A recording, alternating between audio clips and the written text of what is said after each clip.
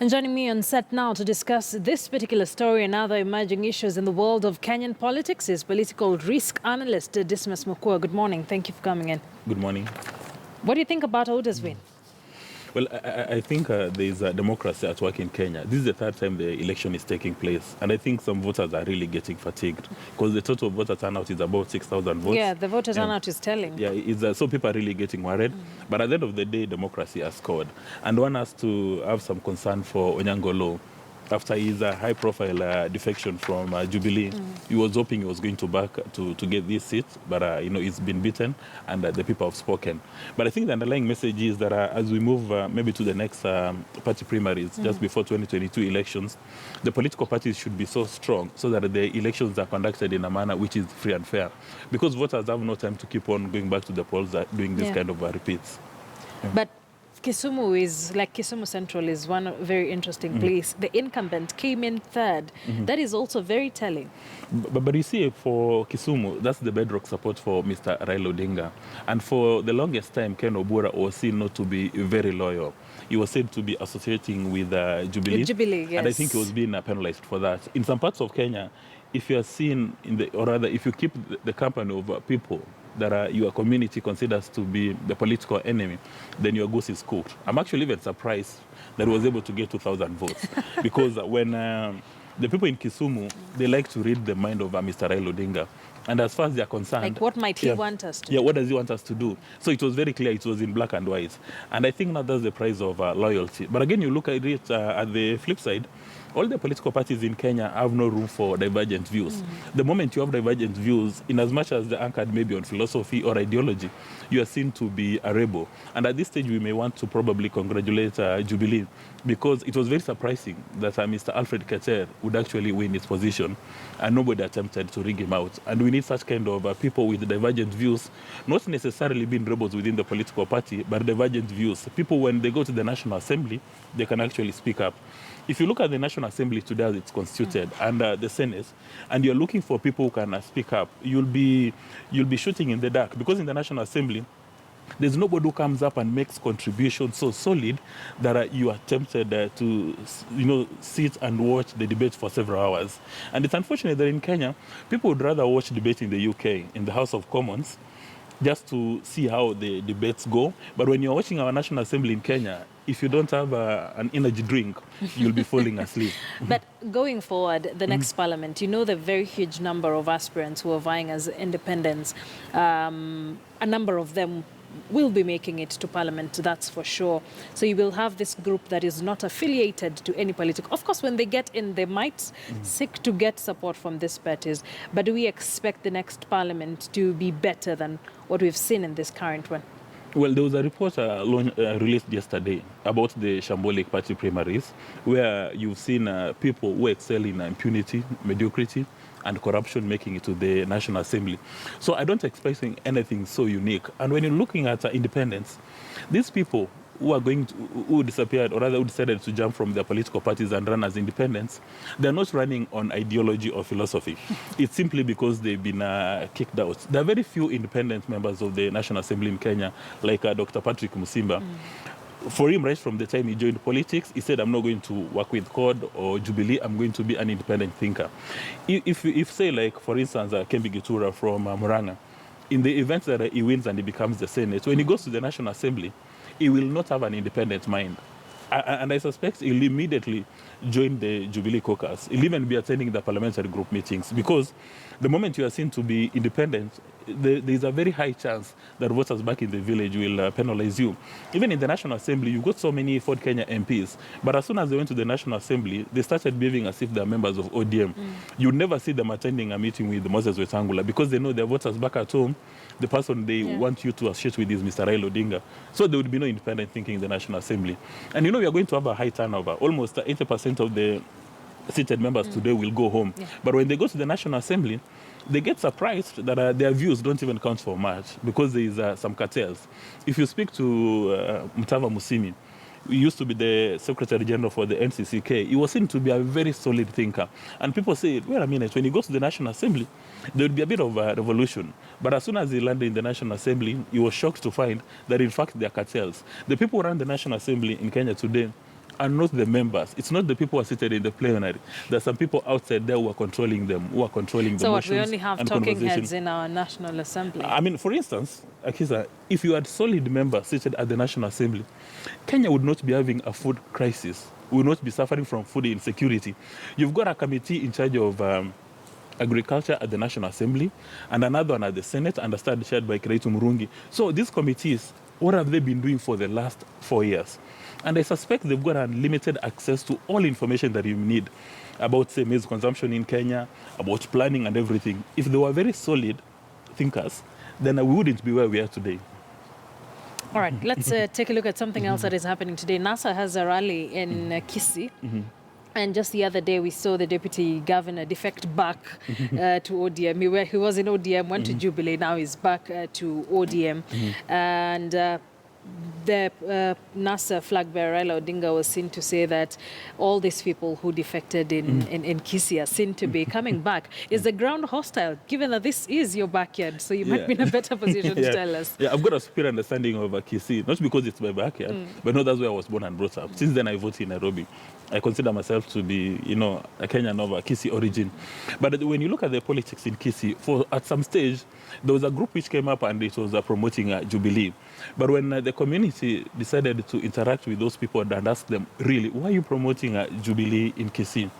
It occurred that that section of people promoting Jubilee in Kisii were doing it for their selfish interest. They were not representing the aspirations or interests of the community.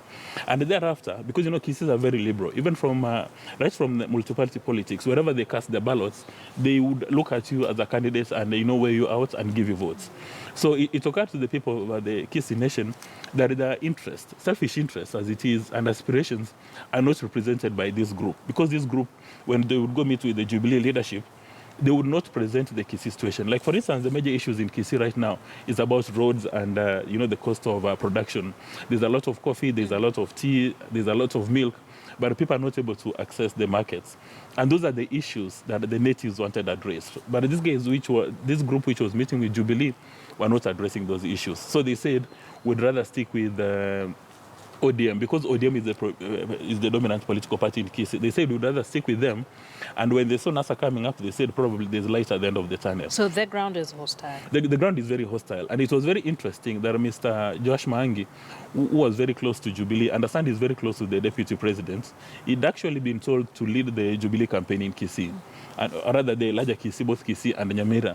And you see, when the ground becomes hostile, and it was very interesting to see him admitting live on TV that I'm a leader, but when I speak to my voters, they've told me that we are unhappy with Jubilee, you better go back to NASA. And again, that tells you that the kind of leaders you have in Kenya, very mediocre, because a leader is supposed to be leading his people. And you're supposed to sense that you're actually doing the wrong thing. But fortunately now for him, he's been able to make a sharp U-turn at the right time, because I saw Governor Ongwae said he's going to really appoint him again as his running mate. But when you look at the taxpayers' concern, for the last 4 years, Mr. Maangi has done nothing but to sabotage Governor Ongwae. So again, I wonder why he would want to retain him as his running mate. And I suspect when Mr. Raila Odinga lands in Kisii, he's going to give a very powerful speech and it will solidify. However, President Kenyatta has got a unique opportunity. He can also go to Kisii and try to present his agenda so that people listen to him, because the community is very liberal. And even all these guys who are said to be third-party candidates or independent candidates, they should go to Kisii and present their opinion. But right now, Mr. Raila Odinga has got the benefit of very two strong governors. That's Governor Nyagarama and Governor Ongwae, who have said that they are going to teach the Jubilee guys a lesson. But this is NASA's, I think, third rally as a NASA coalition. Why Kisii?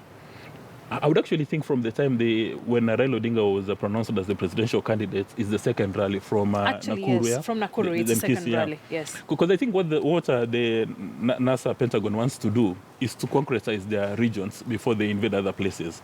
And I would actually suspect that this rally is probably not it's not been organized by Mr. Raila Odinga himself. It's probably been organized by Governor Ongwae and Governor Nyagarama to go and solidify the ground. And again, this rally, it does not necessarily serve Mr. Raila Odinga's interest. It probably serves Governor Ongwae's interest. Because even Governor Ongwae, on his own motion, he may not even he doesn't have a lot of political capital in Kisii. He may not be able to move the ground the way he so desires. But when Raila Odinga lands there, because he is considered to be an enigma, people will just, follow instructions. Whatever it tells them, All right. that's what they're going to do.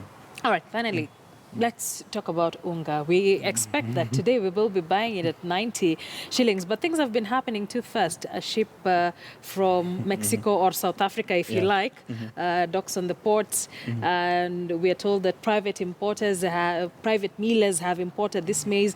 Of course, the CS will go and receive the maize imported by private millers, and then suddenly we have unga in a few days' time.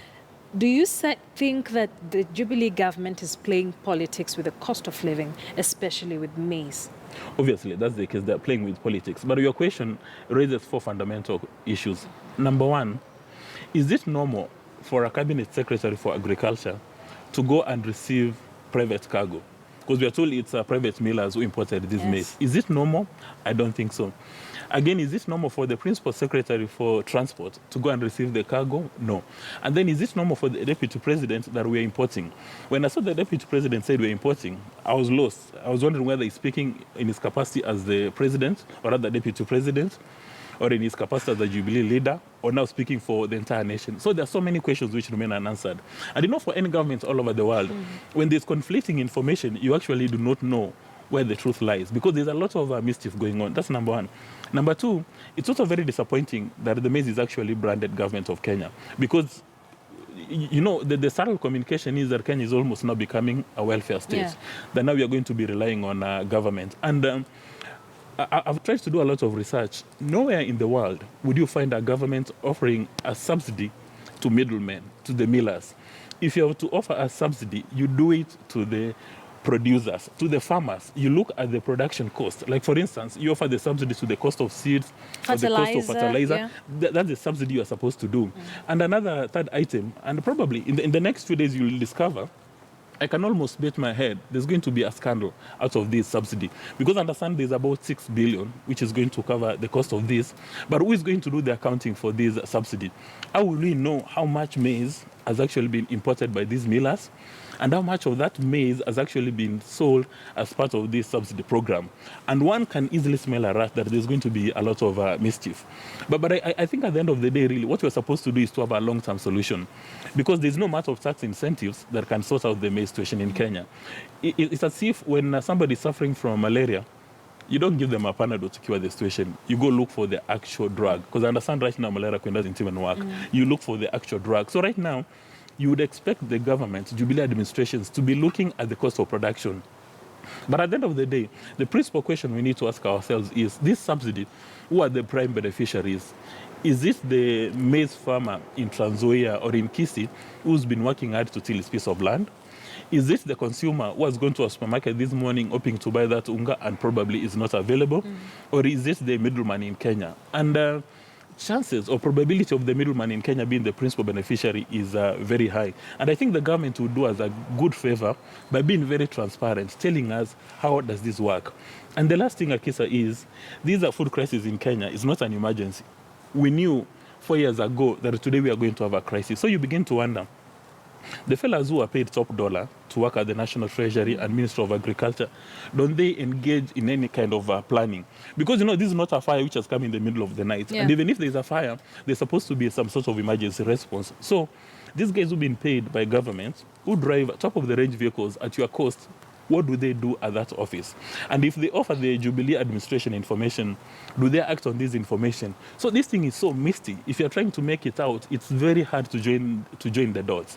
And I think at the end of the day, maybe in 10 years' time, when a lot of information is declassified, then Kenya as a nation will actually begin to understand that the Jubilee government has failed on this. There's an urgent need for transparency in all manner of communication. And this morning I saw the government spokesman, Mr. Kraide, saying that we shouldn't be worried about where the maize has come from. He actually said we should be congratulating them. Yeah, no, but you cannot start congratulating somebody for failure. Because, for my relatives back in the village in Kisii, they don't want to congratulate anybody in government. They just want to be sure they can afford to get maize. And you look at it from two levels. How many people in Kenya buy sifted maize. Because there's so many people outside there who rely on the normal maize, Yes. the normal mahindi, and that's what they are looking for. So there's so many questions here which remain unanswered and a lot of contradictions. All right, Dismus, always a pleasure to have you here on Worldview. We'll see how that goes. We continue to follow up on this very smelly, smelly issue of maize. Maybe before we finalize, the only reason why you have a government in place is to address all manner of insecurities. And food insecurity is a big cog in any administration. If you look at all the revolutions in the world, they've been created because somebody is running on an empty stomach. A man who is on an empty stomach becomes irrational. Dismus, quite a way to end it. Thank you so much for coming in. Dismus Mokua is a political risk analyst. We now take a short break. Don't go too far. We still have a lot more lined up for you here on Worldview.